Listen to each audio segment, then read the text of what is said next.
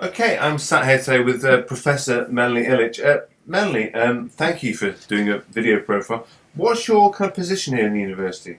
Well, Dave, I'm the Professor of Soviet History here in the School of Humanities. Okay, so what kind of interest does that imply you kind of have?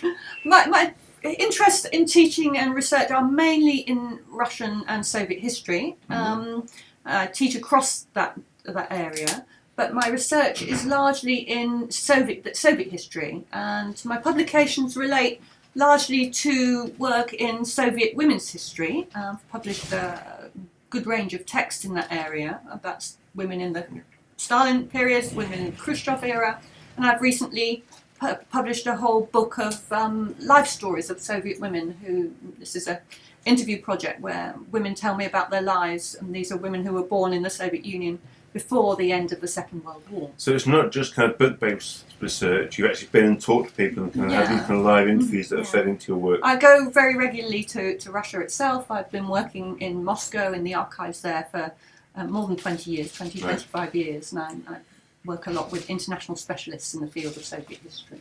That's fantastic. And in terms of what students can expect when they're here, what modules do you contribute to and what levels are they at?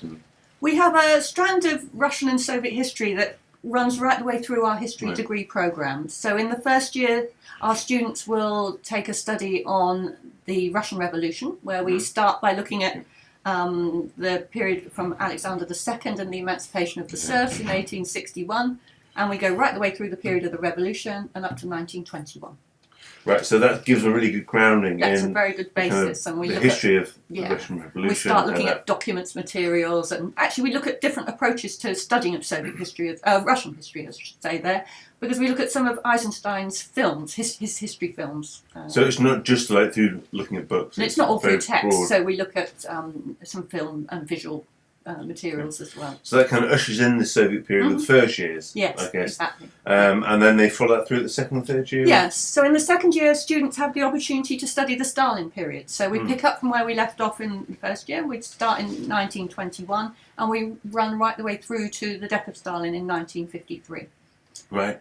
Covering all the major bases of Stalin period history, and hopefully challenging some of the ideas that students who maybe have studied that period of Soviet history before at A-level, challenging some of the sort of received wisdom they may have got from their previous study. And that's presumably through engaging in much more primary sources and a greater wealth of materials. We do a huge amount of work with primary sources, but we also spend a lot of time looking at the sort of current historiographical debates about all aspects of the Stalin period. I mean, another area that I research on myself is the Great Terror. So I write about Soviet victims of the Great Terror.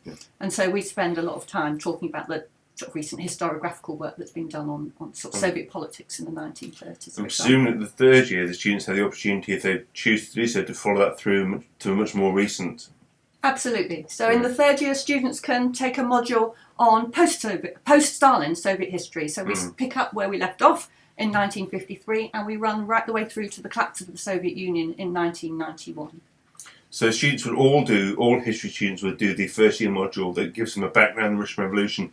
Then some can choose, if they're really interested by Russian history, to opt into more and more of it as they go through the course. Absolutely. So they can take the period right the way through from 1861 right the way through to 1991, or they might just decide to stop their Russian history studies after the first year. And move to some of the other modules. But then they could choose either or both of the modules that follow on from that. So they can choose to either get kind of a real grounding in some of the key roots of Soviet and Russian history, or they could choose to go even further and really kind of engage with it in detail. Yeah, and of course students might choose to do a topic in this area for their final year dissertation as well. So the students potentially could come out of the degree with those three very substantial modules and dissertation in there, with a level of knowledge that just completely going to transcend what they would have had when they arrived. Absolutely, and for their dissertation work they usually engage in an original topic, maybe that we haven't even covered in the classes at all. Right, so a real opportunity to do something kind of unique as an emerging historian themselves. Yeah, absolutely, and to engage with some current debates that maybe haven't found their way into publication yet as well. That's fantastic, thank you, and thanks Melanie.